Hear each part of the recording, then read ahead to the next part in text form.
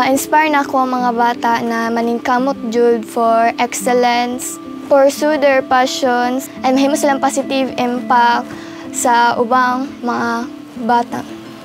Ako di ay si Raiza May F. Compumanes, 12 years old and grade 7.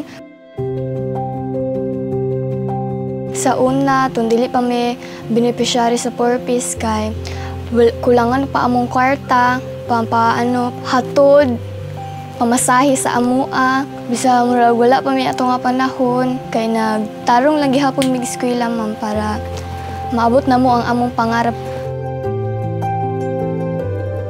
Sa dili pa mi part sa purpose sa una, mama, makaingon jud ko nga lisod jud pud kaayo ang sitwasyon namo kay upat gud sila kabuok tapos akong bana lang ang nangita og trabaho. So akong gina-apply po sa mga bata is kung unsa toy naa sa amo nga maabot namo, mao lang jud pud to among ipaigo-igo. So kailangan nga magmakontento lang jud mi og unsay naa pud sa amo.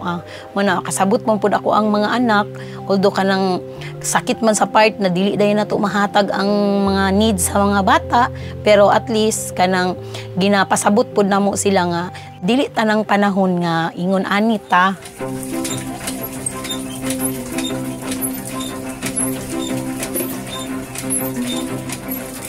Pag-abot sa purpose, na sila budget sa ilahang pamasahe o mga unsay mga project nila sa eskwelahan o unsa pay mga aktibidad nga ilang apilan. So ang mga bata excited, kuan jud sila kanang higal jud sila nga mo eskwela padayon tungod kay labi na karon nga nakarga mi og purpose.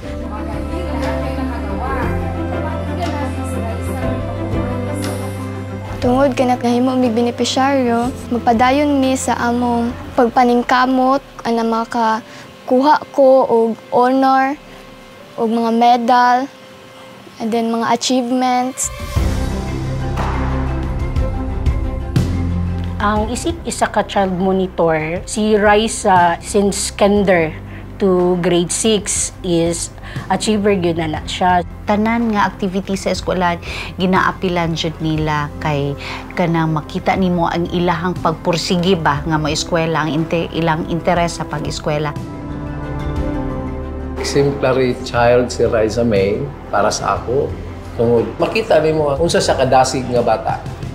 Bisan sa kalisod, kung nagpadayon siya nga mag-eskwela, nag-excel gyud siya dito sa school. And supportive kasi ang ilang mga ginikanan, no? Maski naglisod, eager gihapon sila nga ma-provide ilang mga anak. So dili gyud na nila ginadepend ang ilahang ginadawat sa purpose. Mangita gyud na ang paagi ang ginikanan ang mga magpapa asa sila makakuha og source of income nga ma-sustain ang education sa ilang mga anak.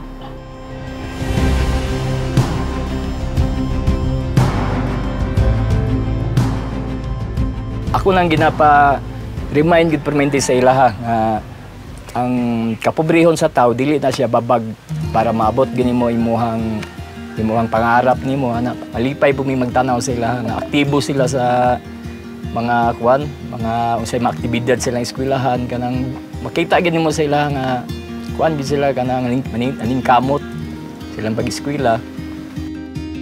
Si Raiza May, masaligan jud siya na bata.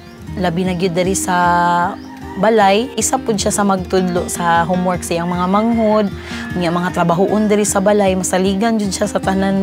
Gikan siya sa eskwelahan, nagatrain pud siya sa mga bata nga magdula tag volleyball kay para ang uban nga mga bata instead na magsigig adto kompyuteran, makuan na lang ma-enhance pud sa mga sports ba. Instead na mag-computer sila o kanang mga bisyo-bisyo nilang ginahimo, mag-impin na lang sila og sports, magtarong sila sa eskwela, maningkamot aron makabuot nila ang ilang pangandoy sa kinabuhi. Exemplary child jud si Raiza kay maayo gyud siyang ehemplo dili lang sa balay, dili lang sa eskwelahan, kundi sa tibuok komunidad.